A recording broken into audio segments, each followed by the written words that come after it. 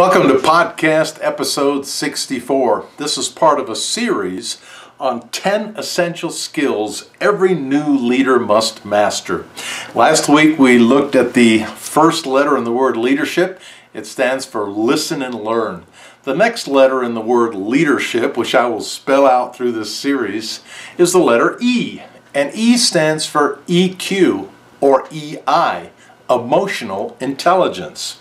I'm not sure how much you know about emotional intelligence, but it's so critical to great leadership. We need to lead not just from our head, but from our hearts. And this is about the soft side of leadership. In fact, sometimes I find that leaders can be very gifted and very smart, but not very good on the emotional side of leadership. So that's what the E stands for. Being in touch with your EI or EQ, emotional intelligence. And let me just give you a teaser about this show. I want to confess to you that during my years as a CEO, I was not in touch with my EQ. I should have been. Another word for EQ, or one of the concepts of EQ, is blind spots.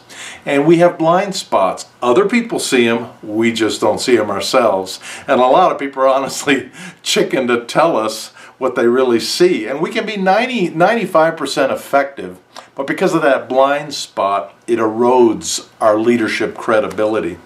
I got us into some rough waters in my own leadership because of my lack of being in touch with my emotional intelligence.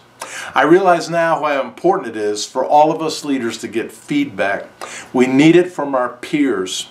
That's the road to great emotional intelligence. We'll talk about EQ, also known as EI, emotional intelligence, in episode 64 of the Leadership Answerman. Thanks for listening.